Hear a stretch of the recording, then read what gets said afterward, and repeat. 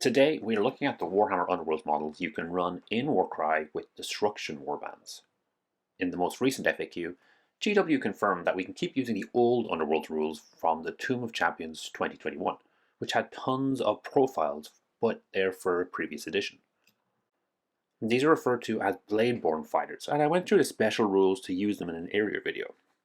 As these fighters are from an earlier edition, they do follow a different points calculation system.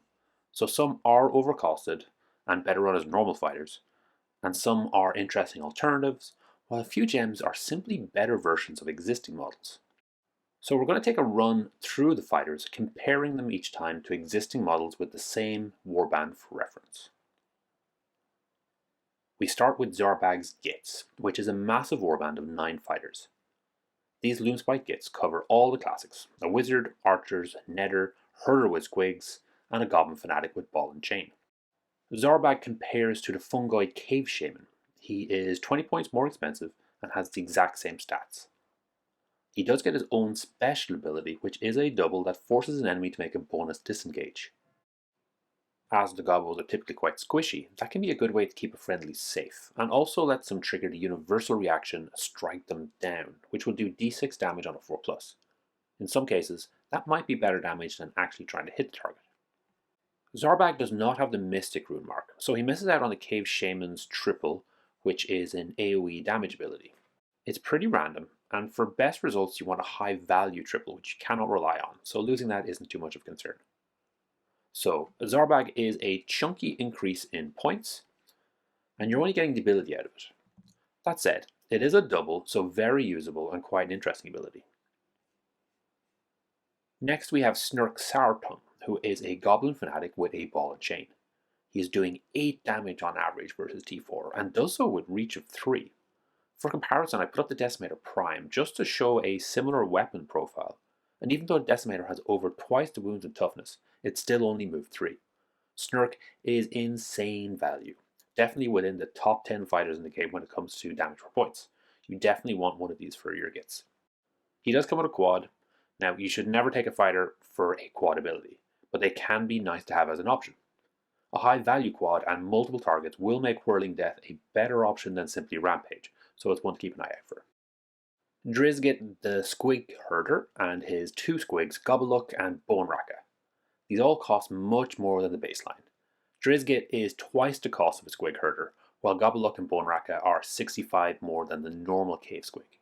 They don't get any extra abilities and have the same rune marks. The normal Squig Herder does 2 damage on average, while Drizzt does 3 with a reach of 2. He's an extra 6 wounds, so you're looking at twice the health and 50% extra damage along with toughness 4. I don't think you'd be wrong taking either of these, to be honest. 2 normal herders will do slightly more damage, but it is easier to kill 1. Really, you're taking a herder for the ability. The Agile rune mark opens up a triple that gives beasts a bonus move. That's quite interesting for us here, because Gobblelock and Boneracka are upgraded versions of the Cave Squig. The normal squig does 3.5 damage, but these biters are doing an impressive 6.67. So even though they are an expensive upgrade, you're packing a lot of biting into that package. The Netta has always been a classic. The Trapper rune mark gives them access to a double that gives a 3+ chance to stop a target within 3 inches from moving or disengaging. If you're taking your 55 point stabber with Barbnet and using it to lock down a 200 point model, it's insane value. It was so good in fact that it got a nerf between editions. In comes Prog the Netta, who didn't get the memo. He's 5 point cheaper with 4 extra wounds and an extra point of strength. Really amazing. Nettas are one of the go-to fighters for the Gitz, and Prog is an upgrade on one. Moving over to the shooters, and Zarbag has 3, Stickit, Redcap and Dibs. They cost 10 more points than a normal shooter, and each of these get +4 wounds and +1 strength on melee. It's a decent upgrade and makes a nice option, but if you can keep your shooters out of the action, the normal shooter can still sling the same arrows for 10 points less. And that's all Zarbag gets. Really amazing fighters in there. You can also take Zarbag in any of the other destruction factions and still get access to Aneta and Snurk, who are all-stars from this particular warband. Keeping in the Gloomspite Gitz, we have the insanely expensive Mollog the Mighty. This cave troll is one of the most expensive models in the destruction faction. Just slightly cheaper is the Tyrant, who we'll be comparing him to. This might seem a little mean, but he is a hero, and unless we take him as a leader, we could just as easily take the Tyrant in that slot. The Tyrant is one of the top damage fighters, doing 13.33 damage, while Mollog has a still impressive 8.33. The Tyrant has the same move and toughness, but 7 more wounds, and even a ranged option. So based on the numbers alone, I think I prefer the Tyrant. If I had Mollog, I'd probably run him as a much cheaper Trogga Thrall instead. One potential reason to run Mollog though, is the recent change made to the Gitz pile-on ability. Before the most recent FAQ, you could use this reaction on a cheap fighter to move another friendly fighter. The FAQ changed that so the friendly fighter who moves must be in the Gloomspite Gitz faction, while the Tyrant and the Trogga Thralls are not, Mollog is. Mollog does have a few abilities specific to him. He's got a double that will do some damage, a once per game double that will summon a Squig, which will do 2d6 damage to an enemy that moves close to it. He also has a once per game triple that will set up a Spite Shroom, which will reduce the attacks by 1 for enemies near it. It's a very cool ability that will last the rest of the game but cannot be moved. These are actually very clever ways of using the other models that come in this warband. Last up, we have the Bat Squig, which is a terrifying notion all by itself. For most warbands, getting access to a flyer is a big deal, but the Gitz already have the Squig Hopper for 200, which is very similar, but move 10, -1 wound, -1 strength, and trades a detrimental Beast Rune mark for the Champion Rune mark, which gives it a triple Madcap destruction. The Bat Squig does up the damage numbers from the Hopper's 5.33 to 6.66, which is notable, so it makes for an interesting option at least. Next up, we have Rippa's Snarlfangs, 3 Gitz on wolves, or maybe 3 wolves that have Gitz, hard to say. They have 2 abilities that any of them can use. The first is a double, Snarlfangs Jaws. You roll 1 dice, on a 4 to 5 do 1 damage, and on a 6 do the value of the ability and damage. This is nice as it ignores toughness, but you have to consider whether an onslaught for an extra attack dice would have been better. The second ability is a quad, which is the usual charge style ability, which honestly rarely is useful as a triple, so as a quad, it's pretty much right out.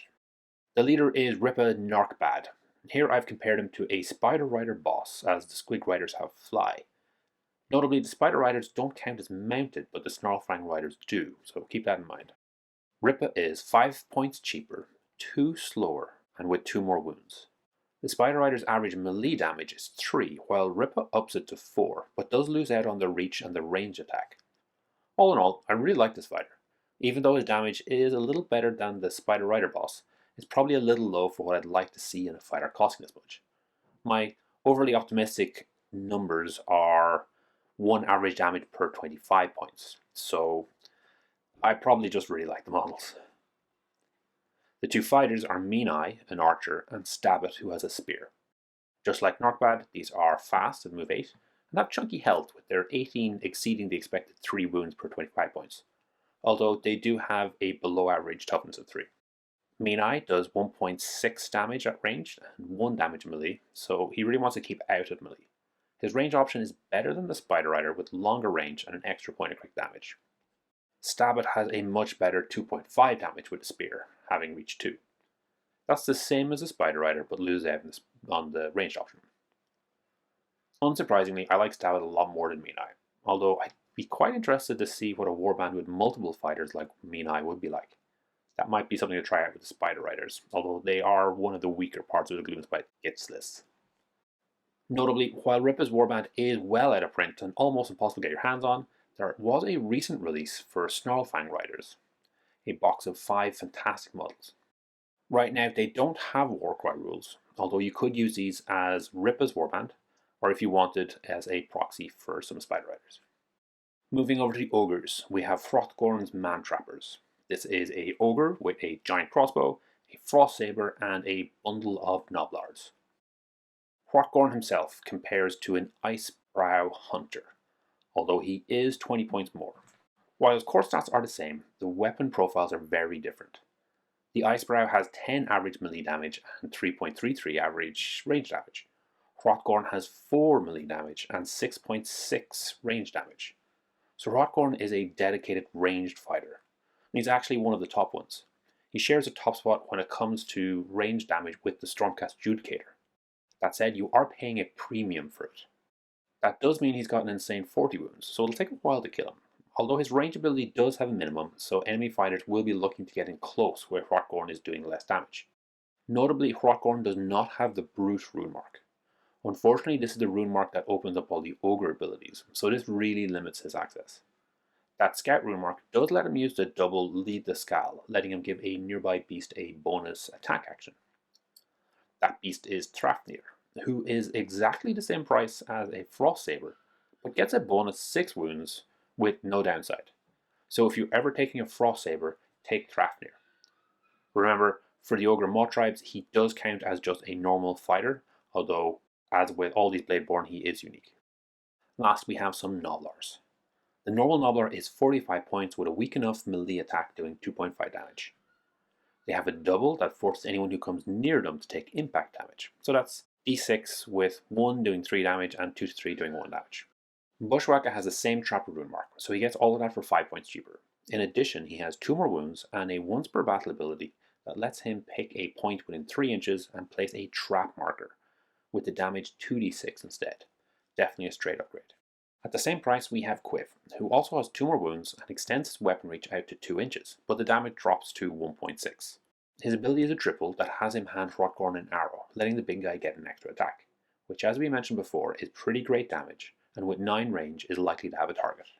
Last up, we have Lugget and Thwack, who cost 20 points more, but have twice the wounds, but only slightly more damage at 2.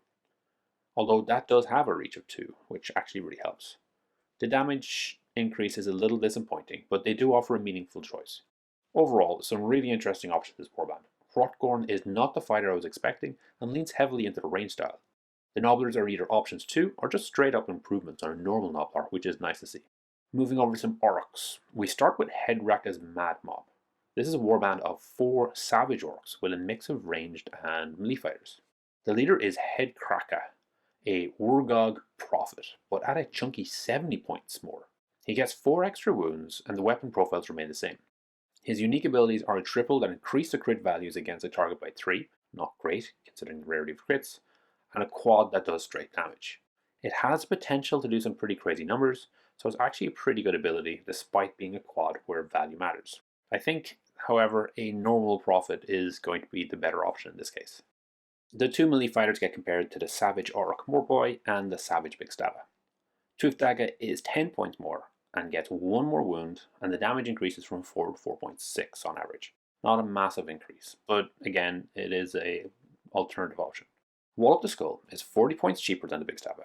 He's got half the wounds, and the damage drops from 7.5 with the Big Stabba to 5.5. This is actually a nice alternative. Damage-wise, it does end up being slightly more efficient than the Big Stabba. Last up we have Dako Sharpsticka, who is 5 points more than an Arboy, with 1 more wound, and melee and range crit damage increased by 1. That brings the normal 1.3 range damage to 1.6. It's a reasonable improvement, again making this fighter a solid side grade. Nothing amazing with these fighters. Hedkrakka is basically a non-starter, but the other 3 Savage Orcs all look like they could have a place. Staying with the Orcs, we have Morgok's Krushas, 3 Ironjaw fighters. They're all beefy, tough, and dangerous. They do have a special ability, but it's only for use against monsters. With the recent points increase for monsters, we're not really expecting monsters to be a feature a lot. But if you do face against one, this bonus attack for a triple is nice to have. Morgok sits in a bit of a weird space.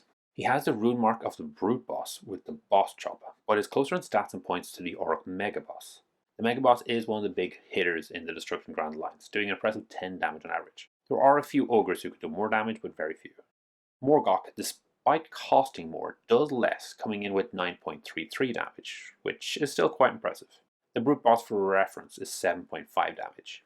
Now, the Mega Boss has a champion trait, but this is only used with the quad ability Mighty Wa, which is an upgrade on the triple version that all the Ironjaw leaders get access to. It's a nice bonus to have, but you're far more likely to use a triple, and the majority of the time it'll get just as much work done. So what do you get? Morgok has the Brute rune mark, which gives him access to the triple ability Umesen, which could be very much game-winning. The common approach to dealing with objective missions is to have lots of fighters, and this shuts that down for one objective. This means in some games, Morgok can just walk up to an objective in enemy hands and just take it. From this perspective, Morgok is a 50-point upgrade on a Brute Boss for 5 more wounds and just under 2 extra damage. So, along with the ability, that's not too bad.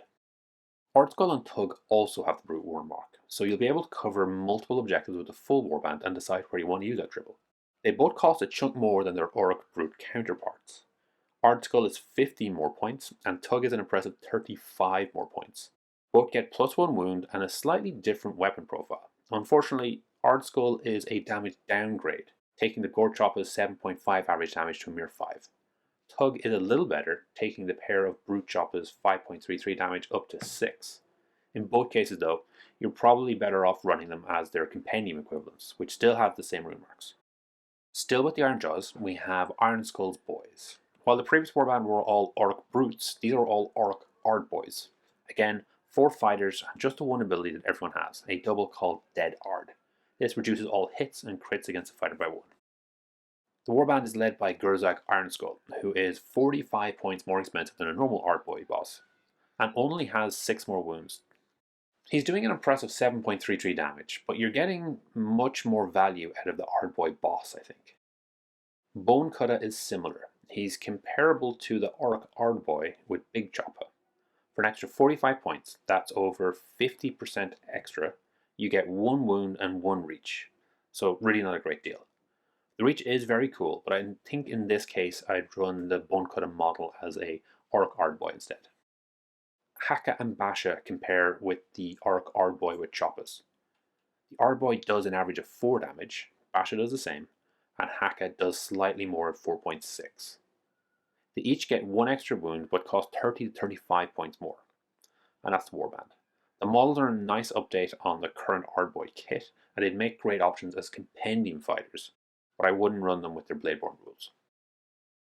The Dominion box brought with it Swamp Orcs, the Cruel Boys.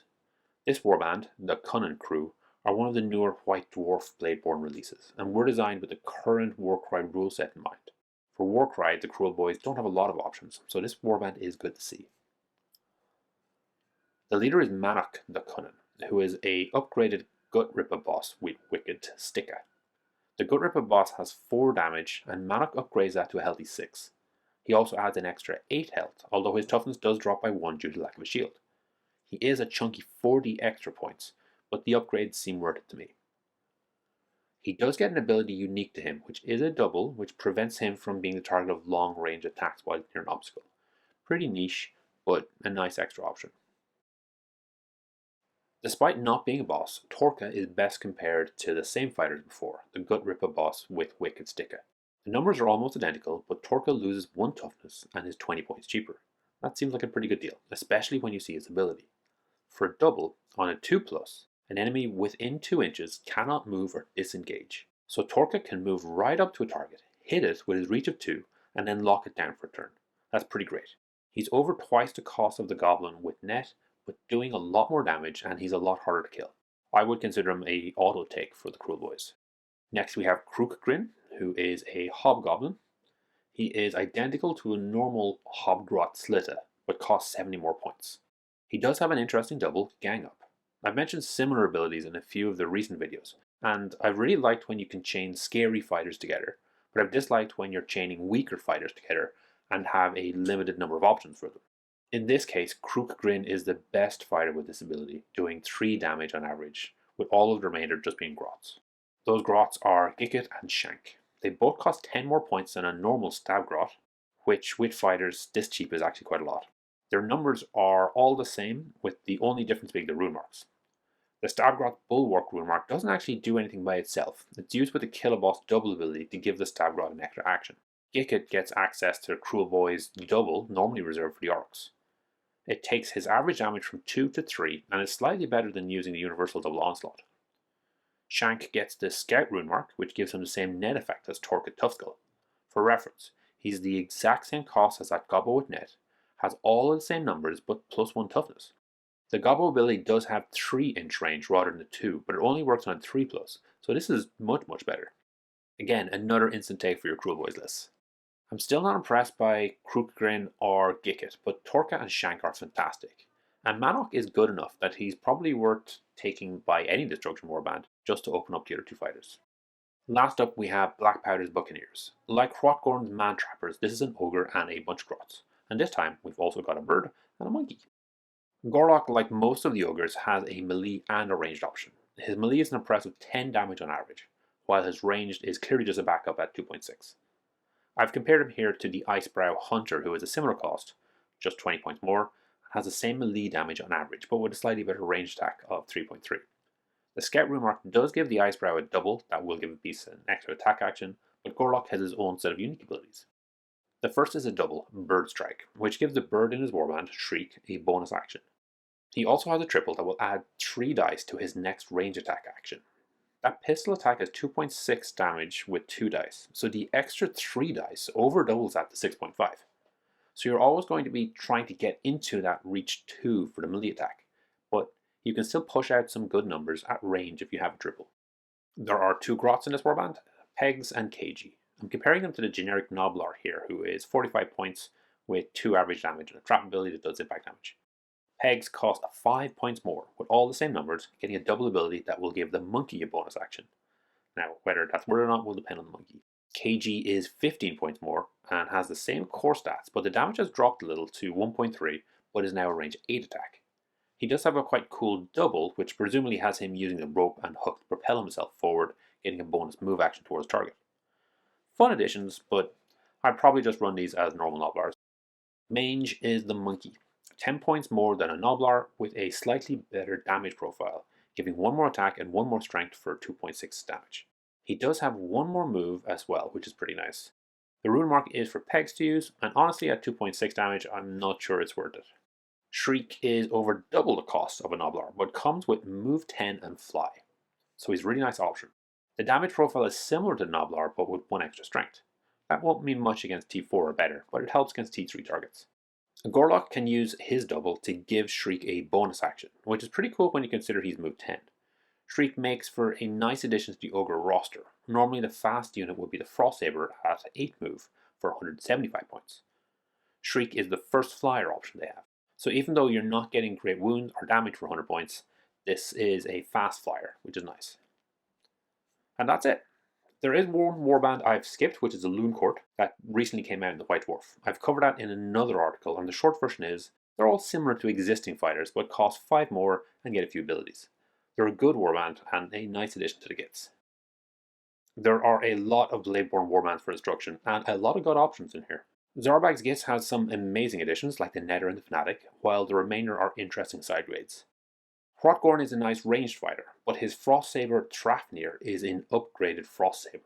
I like Morgok as an option, but most of the other Orc options are probably better in the Compendium, probably due to the buff to move 3 fighters in this edition.